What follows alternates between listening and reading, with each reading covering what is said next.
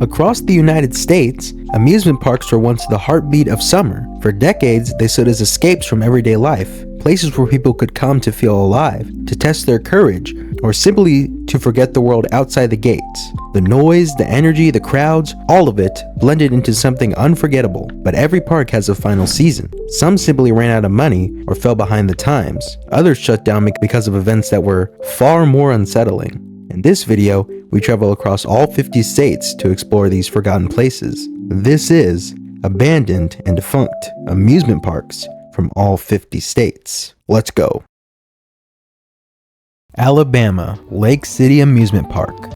Lake City Amusement Park in Guntersville, Alabama had a short and turbulent history, with it only being open for about 2 months. The park officially opened on April 15th, 2016, offering more than 35 rides and attractions and positioning itself as a new family entertainment destination for the area. From the start, ownership envisioned rapid growth, with plans to add a water park and an RV park in 2017, expansions that were meant to turn Lake City into a larger year-round resort. However, those plans never moved beyond the planning stage. Like I said, only a little over 2 months after opening, the park's future began to unravel. On June 26, 2016, Lake City Amusement Park quietly shut down, though the closure was not immediately communicated clearly to employees or the public. Confusion spread as rumors circulated about temporary repairs and possible reopening dates, reinforced by social media posts and mixed messages among the staff. Employees arrived at the park unsure if they still had jobs, many unable to contact management and worried about unpaid wages. Season pass holders also showed up seeking clarity and refunds. The owners eventually confirmed that the park was permanently closed, citing the loss of financial backing and unsuccessful attempts to secure new investors.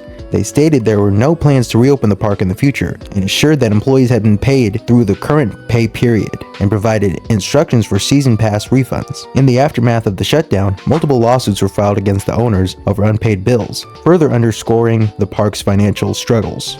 Alaska. Now, I couldn't find anything about an abandoned amusement park in Alaska, probably because nobody lives there. Gosh, look at this population. But for a little bonus, there is this abandoned hotel or attraction thing in Alaska called Igloo City. It's a 4-story igloo-shaped building that was originally placed to be a hotel, but it wasn't up to code, so it was never open, and it was just kind of left there. Now it is used as a highway point between Fairbanks and Anchorage on the park's highway.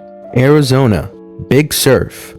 Big Surf was a historic water park in Tempe, Arizona, best known for pioneering the first wave pool in the United States. It opened in 1969 with financing from the Clairol Company, and its iconic Waikiki Beach wave pool, designed by Phil Dexter, made history as the first inland surfing facility in North America. In recognition of this achievement, the wave pool was designated an ASME Historic Mechanical Engineering Landmark in 2013, making Big Surf the first amusement or water park to receive such an honor. Over the decades, Big Surf hosted surfing exhibitions, competitions, and daily surf sessions, though public surfing was largely scaled back in the late 1980s and early 1990s due to safety and liability concerns. The park evolved over time, adding new attractions and replacing its original sand beach with a concrete bottom. After celebrating its 40th anniversary in 2009, Big Surf faced uncertainty, temporarily closing in the same year, before reopening under new ownership in 2010. The park continued to operate until it closed after the 2019 season and never reopened due to the COVID-19 pandemic. Its parking lot was repurposed as a drive-in movie theater in 2020, and by 2022, park assets were auctioned off, signaling the permanent closure of one of America's most influential water parks. Arkansas. Dogpatch, USA.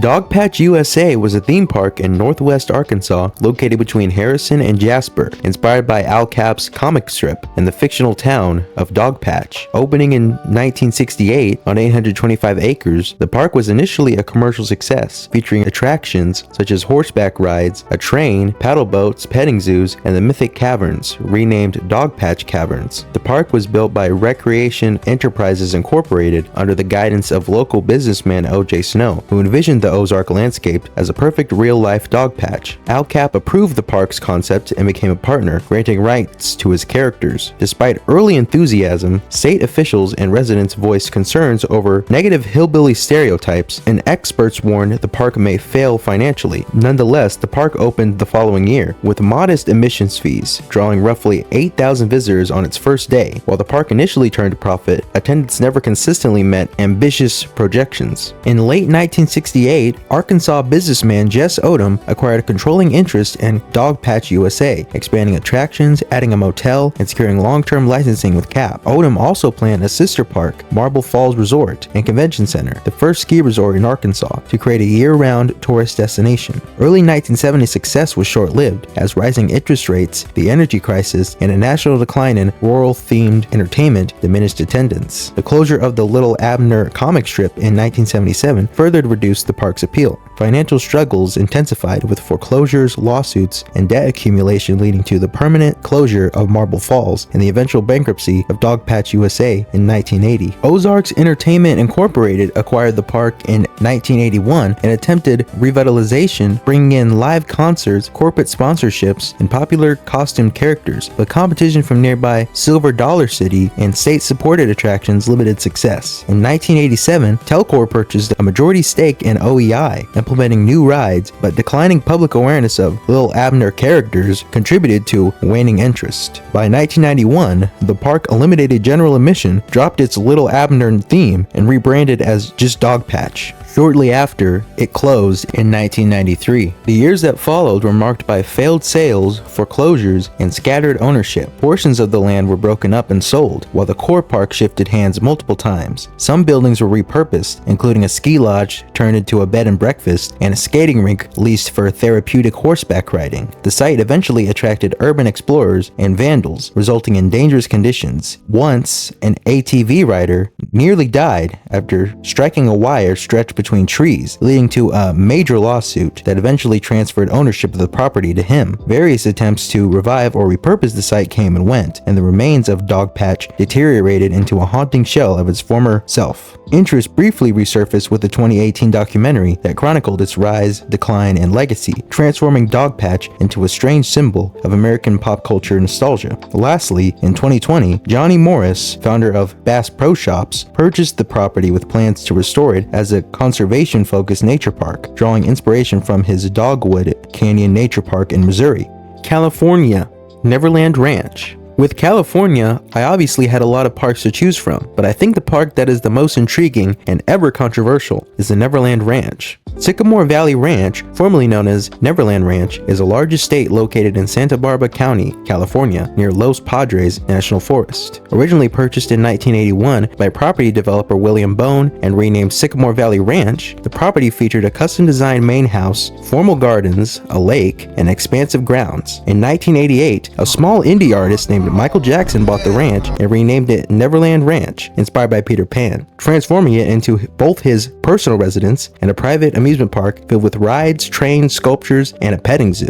During Jackson's time there from 1988 to 2005, Neverland became famous for its elaborate attractions. Like I spoke about before, it has multiple railways, a Ferris wheel, a carousel, roller coasters, arcades, and even a zoo. Michael would typically invite groups of disadvantaged, abused, or terminally ill kids to the ranch. The ranch also hosted high-profile events, such as Elizabeth Taylor's wedding in 1991 and the 1995 World Children's Conference. The ranch later became deeply associated with controversy. In 2003, it was searched during the investigation into child abuse allegations against Jackson. Although he was acquitted of all charges, Jackson left the property in 2005 and never returned, stating he no longer considered it home. The association with the allegations contributed to the ranch's declining value and reputation, and financial troubles soon followed, including loan defaults and foreclosure threats. Between 2007 and 2009, Jackson struggled to maintain ownership of the property as investment firms stepped in to refinance debt. Colony Capital eventually became the majority owner, and many of the amusement rides were removed and sold, later appearing at fairs and parks across the United States.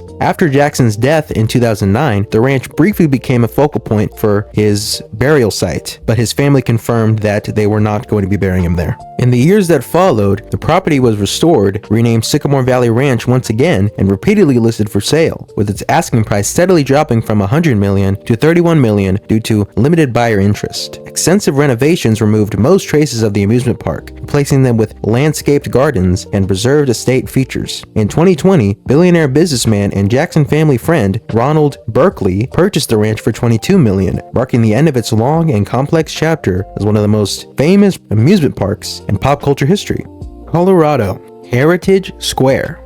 Heritage Square in Golden, Colorado began its life in the late 1950s as an ambitious theme park known as Magic Mountain, a project heavily inspired by the early success of Disneyland. Conceived by investors Walter Francis Cobb and John Calvin Sutton and designed by Marco Engineering under former Disneyland Vice President C.V. Wood Jr., Magic Mountain was envisioned as a large-scale attraction celebrating Colorado's past, present, and future. After early plans to build on South Table Mountain were blocked, developers relocated the park to a 600-acre site at the base of the mountains in Apex Gulch, an area rich with gold rush history. The park was designed around multiple themed lands, including an Old West City, fairgrounds, forest river scenes, and a planned storybook area for children, all connected by a railroad. Construction took place between 1957 and 1959, but financial problems quickly began to derail the project. While parts of the project, Centennial City, the Cavalry Post, and the Magic Mountain Railroad were completed, many of the most ambitious attractions were either scaled back or scrapped entirely. When Magic Mountain opened to the public in 1959, attendance failed to meet expectations, and the park struggled to stay afloat. By 1960, just 1 year later, the park was forced to close permanently. Attempts by Cobb and prominent developer William Zeckendorf,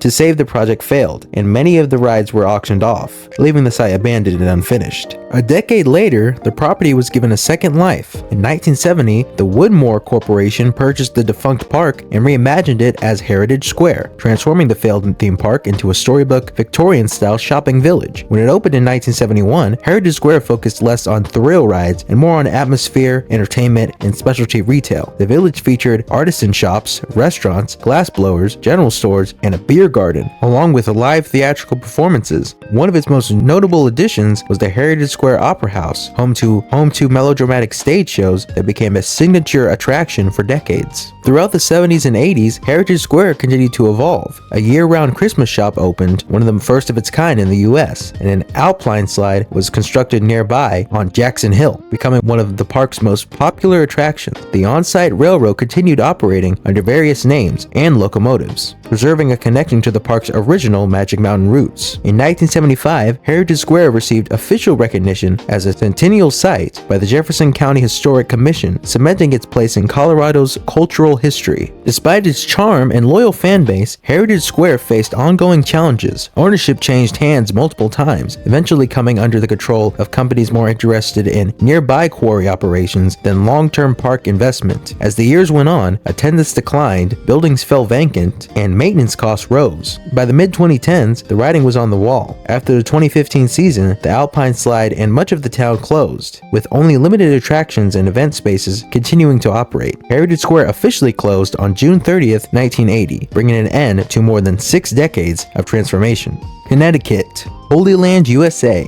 Holy Land, USA is an 18-acre Catholic theme park in Waterbury, Connecticut, designed to present select passages and scenes from the Bible in physical form. Built using humble materials such as cinder blocks, bathtubs, and other discarded items, the park featured life-size religious environments, including a chapel, stations of the cross, and replicas of ancient Israelite villages and catacombs. The vision for Holy Land, USA came from John Baptist Greco, a Waterbury attorney devoted to creating a peaceful, biblical attraction that would resemble Bethlehem and Jerusalem during the time of Christ. Greco, who was described as deeply spiritual and unifying, built the park with the help of a volunteer group known as the Companions of Christ. Early attractions including a Garden of Eden reconstruction, a diorama of Daniel in the lion's den, and numerous scenes depicting major moments in Jesus' ministry. The park's most recognizable feature was a massive 56-foot cross accompanied by a shining Holy Land, USA sign. At its height in the 1960s and 70s, the park drew in more than 40,000 visitors per year. In 1984, Greco closed the site with hopes of improving it, but he died in 1986 before work could resume, leaving the property in the hands of the religious teachers Filippini. After its closure, Holy Land, USA deteriorated rapidly, becoming a prominent but troubling remnant of its former popularity. Attractions withered, statues were vandalized, and what had once been a peaceful community space became an abandoned curiosity. Despite being officially closed, the park continued to capture public attention. Tourist bureaus received frequent requests for directions, and road trip websites listed it as an unusual destination. Debate grew around the site's future, with some wanting it preserved as folk art and others attempting restoration projects that ultimately ultimately failed. The Filippini sisters, who inherited the land, were accused of refusing volunteers out of liability concerns, though others defended them as responsible caretakers who continued to hold prayer gatherings on the property. During the closure, a few limited improvements were made. Most notably, local Boy Scouts repaired the illumination sign in 1997, and in 2008, a stainless steel cross replaced the original wooden structure. Sadly, the site became the focus of disturbing attention in 2010 when a young teen girl was assaulted and murdered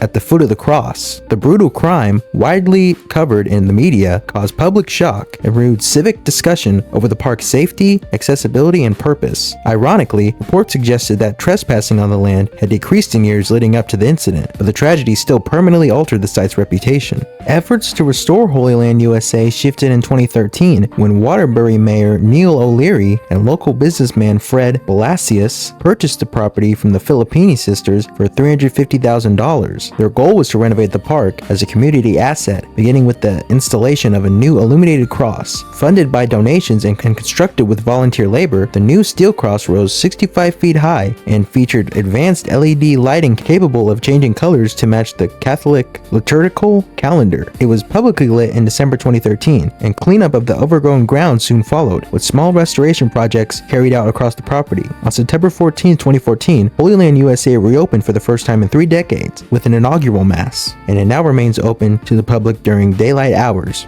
It's nice to finally see a park that was mostly abandoned for years finally be renovated and open to the public again, especially since it had such a rough history after it was closed. Delaware, Brandywine Springs. Brandywine Springs Amusement Park was once a vibrant centerpiece of leisure and community life in Wilmington, Delaware. Opening in 1886, the park quickly rose to prominence during the late 19th and 20th centuries as a beloved escape for families seeking entertainment. Easily accessible by trolley, Brandywine Springs became a gathering space where people from all walks of life could enjoy picnics, live music, and different amusement attractions. Thousands visited on summer weekends, making it one of Delaware's most important recreational destinations during its golden age. At the heart of the park's appeal were its natural springs, which had been revered long before the park ever existed. Native Americans had valued the waters for generations, and European settlers later promoted them for their supposed medicinal qualities. During the Victorian era, belief in healing spring water was widespread, and visitors flocked to Brandywine Springs hoping for physical restoration and peace of mind. The park's owners capitalized on this fascination by constructing bathhouses, fountains, and bottling operations, turning a natural resource into a commercial and cultural attraction that anchored the park's identity. Beyond the springs, Brandywine Springs offered a wide range of rides and attractions that rivaled other major amusement parks of its era. A towering wooden roller coaster dominated the skyline, while carousels, swing rides, fun houses, shooting galleries, and boat rides ensured there was something for every visitor. The combination of thrill rides and gentle attractions encouraged repeat visits, as families could never experience everything in a single day. However, Brandywine was repeatedly plagued by devastating fires, a common threat to wooden amusement parks of the time. Multiple blazes swept through the grounds in the early 1900s, destroying buildings, rides, and infrastructure. Each fire forced costly rebuilding efforts, draining financial resources and eroding public confidence in the park. Although the park managed to recover several times, the repeated cycle of destruction and reconstruction weakened its long-term stability. Eventually, a major fire dealt damage so severe that insurance payouts and declining attendance could no longer sustain the park. Transportation played a crucial role in both the park's rise and its decline. The dedicated trolley line, built specifically to serve Brandywine Springs, made access affordable and convenient, turning the journey itself into part of the experience. However, as automobiles became more common in the early 20th century, trolley systems declined nationwide. The loss of this transportation advantage reduced the park's accessibility and appeal, especially as newer amusement parks adapted more quickly to car-based travel. The park's final years were marked by a gradual decline rather than sudden collapse. The Great Depression sharply reduced disposable income, while competition from newer, safer, and more modern entertainment revenues made Brandywine Springs feel outdated. Maintenance costs soared as aging wooden structures deteriorated, and World War II further strained resources and staffing. By the 1920s, the park quietly closed without much announcement. In the decades that followed, nature and urban development erased most physical traces of the park. Residential neighborhoods replaced rides, and trolley tracks were torn up and paved over. Due to this, many people from Delaware don't even know the park existed, and some historians even suggest the park has been intentionally erased due to all the tragic fires that took place there, although there is not much evidence to back this up. Florida, Tropical Wonderland. Tropical Wonderland, originally known as Florida Wonderland, was a roadside amusement park located in Titusville, Florida, at the busiest intersection of US Highway 1 and State Road 50. Created by H.C. Kirk and his wife, the park was designed as a catch-all family attraction for travelers along Florida's Space Coast, blending elements of a zoo, themed entertainment, and small amusement rides. Visitors could explore attractions such as the Old West-themed Dodge City, inspired by Gunsmoke, a Native American village, animal exhibits featuring monkeys and an elephant, electric boat rides, a small train, and later added rides, shops, and food stands. While the park enjoyed periods of strong popularity, it also became known for repeat animal escapes, most notably in 1966 when an elephant was killed after escaping onto US 1 and being struck by a truck. In 1971, the park was rebranded as Tropical Wonderland and briefly revitalized through an endorsement by actor and Olympic swimmer Johnny Weissmuller, famous for his portrayal of Tarzan, who made personal appearances and drew large crowds during the park's peak years. However, this resurgence was short-lived as the park faced growing financial strain, maintenance issues, animal welfare controversies, unpaid debts, and increasing competition, especially following the opening of Walt Disney World in 1971. Weissmuller eventually withdrew his endorsement, and under its final owner, local developer Ben Whitehorse, Tropical Wonderland permanently closed in 1973. Today, little remains of the park beyond overgrown canals, scattered concrete, and deteriorating reptile buildings.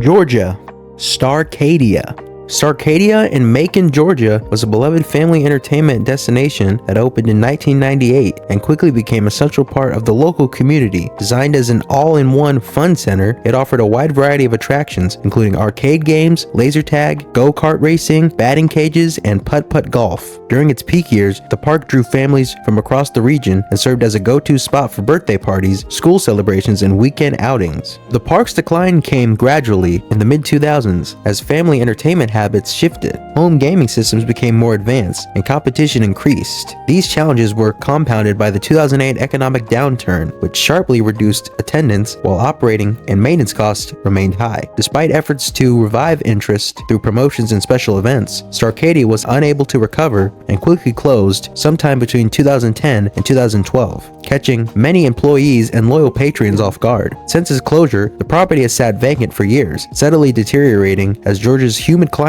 and encroaching vegetation reclaimed the structure. The site has no development plans, but is still for sale, listed at about $2.5 million. Alright guys, that's the end of the video. If you enjoyed, please leave a like to help support the series. Let me know in the comments which park you found the most interesting, or if there's an abandoned or defunct amusement park you think should have been included. And if you want to see the rest of this journey, make sure to subscribe and turn on notifications so you don't miss the next parts, because there is 4 more to go. Anyways, thanks so much for watching. See you next time.